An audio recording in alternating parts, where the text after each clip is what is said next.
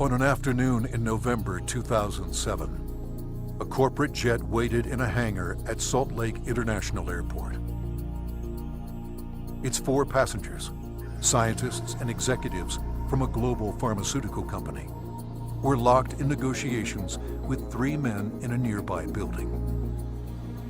They started getting on the phone about noon back east, and they kept doing that, and about 2 o'clock they walked in the room and said, okay, we're convinced you've got something here, and it's significant enough that we will write you a check big enough that you won't want to talk to anybody else. We said, we'll call you tomorrow. And we immediately adjourned into our conference room again to discuss the offer that they'd put on the table.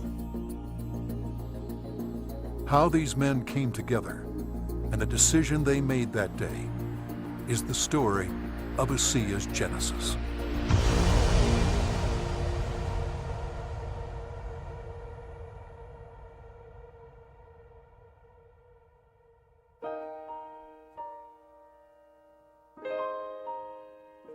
A lot of people have fathers that teach them sports. My father happened to be a great strategist. And from a very young age, I recall having discussions with him about what he was doing. At the time, he was running fairly large companies. And I can remember driving in the car with him and him talking to me about strategy, about what is strategy and how to think differently about a company. Vertus Norton was well qualified to teach his son. At the time, he was sales planning manager of the billion-dollar beverage division of General Foods Corporation in New York, with responsibility for iconic products like Kool-Aid, Country Time, and others.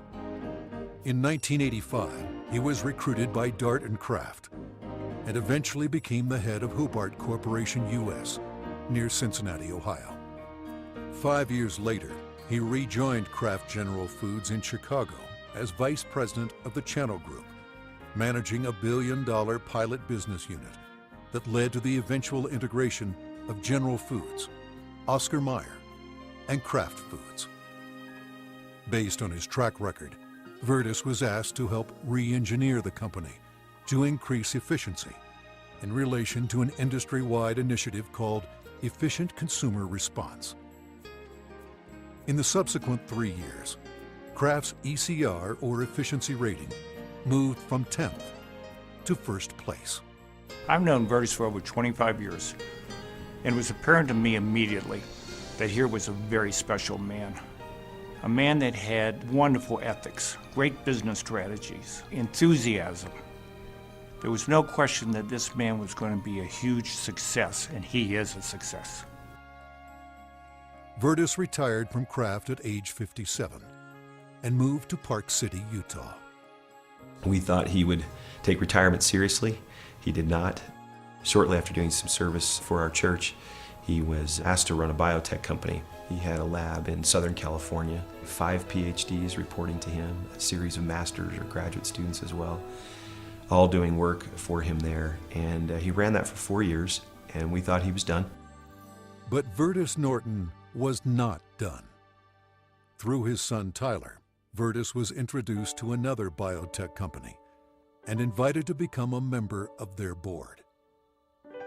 I recall coming to the house one afternoon only to find books strewn about his desk, chemistry and biology books, and I said, now what in the world are you doing now? And he proceeded to tell me that he had been invited to sit on the board of this company that had an incredible technology. And I do recall him saying, but they don't know exactly what they have. And that's an invitation to my dad. He's going to figure it out. He's a puzzler. I was intrigued until they told me it was made from salt water. And I told them this doesn't sound right, and you're going to have to convince me it's real. They said, well, we can do that. They said, we have a lot of research, and we'll give you some of the best research. You can look at it. And after running a lab and having my association with these people for 4 years, I knew what to look for. And I went through the science, and it was good, defensible science. Then they gave me a list of people to call, and I was calling Harvard, UCLA, University of Washington, University of Indiana, major labs across the United States, and everyone I talked to raved about the product, the way the company was intending for it to be used.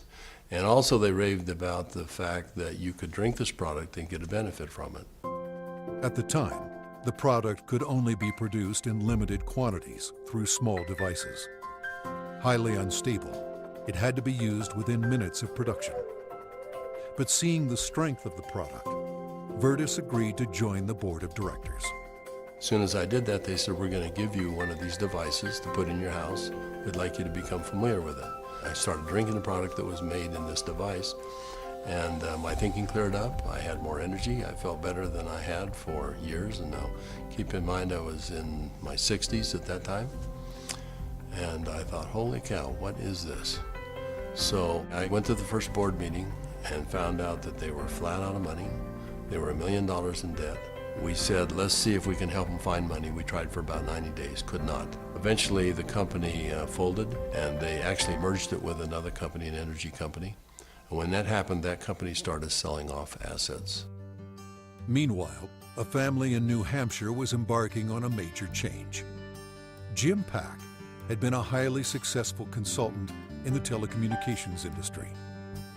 His son, Joe, had secured a position on the United States ski team. Wanting Joe to achieve his dreams, the family moved to Park City to allow Joe to train with the U.S. freestyle team for the 2002 Winter Olympics. So I'm living in a subdivision in Park City, Utah, and after a few years, another gentleman moves in a few houses up from me. This gentleman was named Veți Norton. Now, Veți and I became good friends, and actually we became good golfing buddies. I quickly came to realize that Veți was something special in terms of his training, his business skills, his analytical ability, his integrity. Everything about Veți was so much better than any executive, including governors or attorney generals, that I'd ever worked with. He was so competent. I was impressed. I made the decision on the golf course as we golfed, week after week. I said, I'm going to do something with this guy. One day we're golfing on the Park City Municipal Golf Course, and he's saying, I'm sitting on the board of this little company, and they've got a terrific product. I use the product. I've just found phenomenal results with this product, but the company's really mismanaged.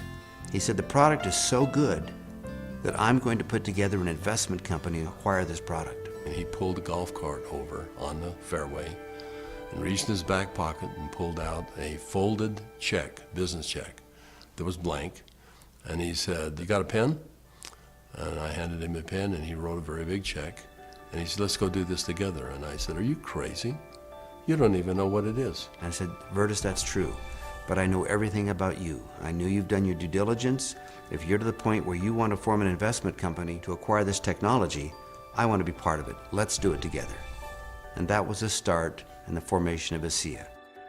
Of anybody that I've known, my favorite person is Jim Pack. I don't think just because he's brilliant. I think it's because he has drive and he engenders trust and confidence. And so we started down the road together, and over the course of a year, we discovered what the product was and why it worked. We developed what's called the mechanism of action. They discovered the product was based on redox biochemistry, a new field of science that emerged near the beginning of the 21st century. Redox signaling is a function central to all forms of life. Redox signaling molecules are created within every cell of the body and are vital to the immune system and to cellular repair and replace mechanisms. As one gets older, the body's ability to make these molecules decreases, a function of aging. The product provided a replenishing source of the exact redox signaling molecules the body creates, and in the same balance, enhancing cellular health. Knowing the product's shelf life was essential, Veți and Jim challenged a team of researchers, including Dr. Gary Samuelson, to find a way to stabilize the product. We didn't know if it could be done, and we bought some equipment and kept making product over and over and over again, and we'd run it through the computer. And finally, after months, he finally came in and said, I think I've got the product stabilized.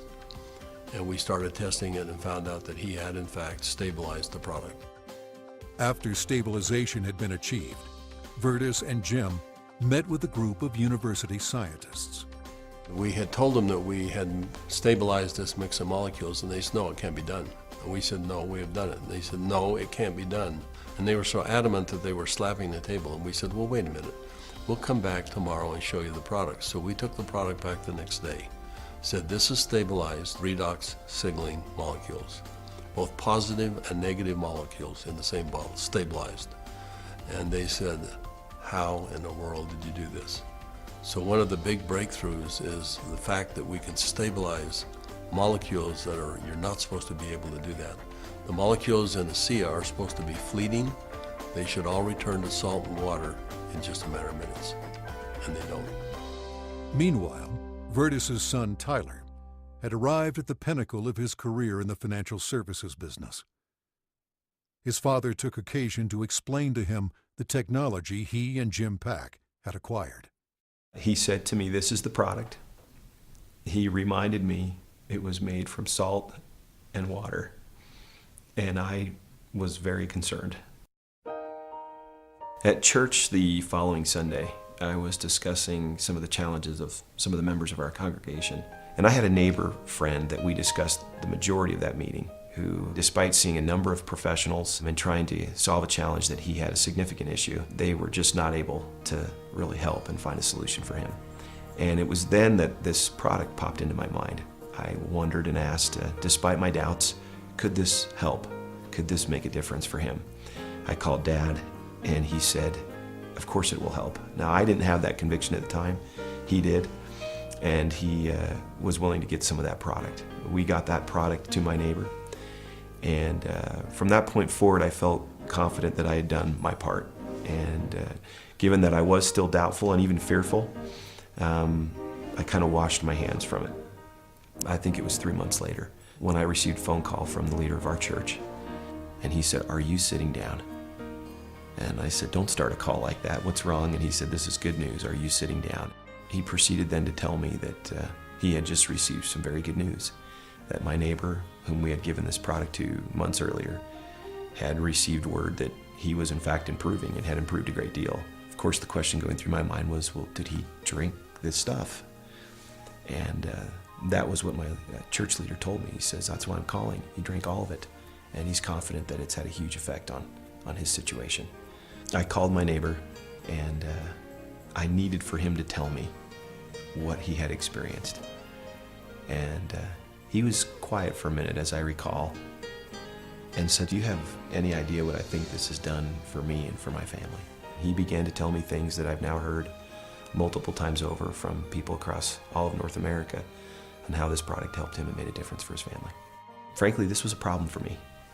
This became a problem for me. It was my first indication that this could be real, this could be meaningful. By this point, Jim and my father had made a significant commitment to this product. They were moving forward. And I started to question kind of what I was doing, and feeling a need to get this product out to the world, watching the impact it was having.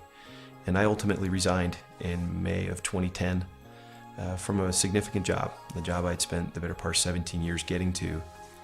And it was born of this sense and feeling that this product needed to be given to the world. I've known Tyler Norton for now over 20 years. He is a person who demonstrates integrity in all aspects of his business. He is able to motivate people to do things that are even beyond what they think they can do. You know, this came full circle for me about a few months ago. I happened to be out walking, and I looked ahead and saw a family coming towards me on the street. And as they got closer, I realized it was my neighbor that had been benefited by ASEA. And I happened to be on the phone, and so we weren't able to talk. I kind of waved as we acknowledged each other, and he reached in his back pocket and pulled out a sport pouch of ASEA, and then kind of subtly bumped his heart. And we didn't say anything, but I understood completely. It brought home the whole purpose of what we're doing. Now that the product was stabilized, Vertus and Jim began studying distribution models, retail, direct sales, internet, and network marketing. But first, they had a question. We actually wondered if people would drink a product that didn't taste very good, even if there was a perceived health benefit. And we said, let's find out. So we decided to find 40 people and create kind of a focus group, and we started giving it to them. We did that for about 2 months, and we said, let's go out and find out where we are with these 40 people. So when we went out and contacted them, we found out that the 40 people had turned into 135, and the product had been shipped to 20 different countries without our knowing it. And we said, well, we've got the answer we wanted. People will, I think, buy this product. When they determine that there is a perceived health benefit, they'll buy it. But in the meantime, we had contacted a friend, someone that Jim Pack knew and we had played golf with. And he was running a very big pharmaceutical company in New Jersey, about $10, $11 billion. And he finally agreed to send a group of people out and spend some time with us and see what we had come up with. So 4 people flew out on a plane, and we met in the conference room we had on the west side of the city for the better part of a day. We spread out all of the research that we had out on a table. And these gentlemen asked all the right questions.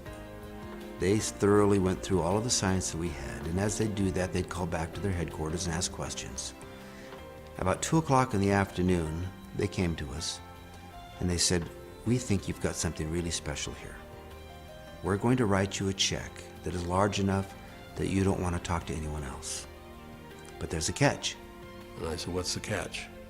And they said, you've got to shut it down. And I said, shut what down? And they said, you've got 135 people on this product right now, shut it down. People have problems all the time and they deal with them as best they can. You're going to have to walk away. And that kind of took us back a little bit. In fact, I said, that seems a little harsh to me. And they said, you want to work with us, you walk away. We said, well, we'll let you know. So we ushered them out of the building and we huddled around the conference table. We came to realize that this had changed for us from a business play to something very important. This was a cause, this was a responsibility. We'd seen too many people helped by this product. We realized that the only option before us was network marketing. And in that conference room on that day, we made that decision to form a network marketing company. ASEA LLC opened its doors for business in July 2009 with just a handful of independent associates. Today, there are tens of thousands, and their ranks are growing exponentially every month. In 2012, the company announced its entry into Europe, the first of many international steps to come. Every company has a vision, but for Vetis and I, our vision is just a little bit different given our age. This is not about making $1 million. This is about changing 1 million lives. One of my fondest memories is of a ASEA meeting that we held in Lexington, Kentucky. We had a huge group of people that came, very impressive group, and a lot of people coming up talking about what ASEA had done for them personally. But at the end of the meeting, they invited me to come up and gave me a small treasure chest. Wasn't very big, but as you open up the treasure chest, it's filled with letters of gratitude and thanks. It meant a great deal to me. So we came back to Salt Lake City, and I asked our people to go out and find a treasure chest, which we have done, and we have it in the office, and we continue to add letters to it. I have the privilege of going around the country and talking to people about this product. And it's not uncommon at the end of a meeting to have a group of people line up and want to tell me, and really thank me, but more thank my dad and Jim for what they've done. And as they tell their stories and I get a chance to look into their eyes and sense their sincerity and the realness of what this has done for them, more than once I've had to step out of the room and find a corner in a hotel somewhere where I could compose myself and get myself in order after hearing how sincere and thankful they are for this product. You know, we started off looking at this as a business opportunity, and as we progressed, it became more of a sense of purpose, but it's much more than that. We're creating a culture here. We're creating a family. I believe that the heart and soul of this company is represented in our associates. Our associates becoming is as important to us as them making an income. I don't believe you build checks. I believe you build people. And perhaps one of the greatest blessings of my time here at ASEA is embodied in these marvelous, enriching relationships with wonderful people. People that are desirous to improve their lives, share something meaningful with others, make a difference in the world, and become more.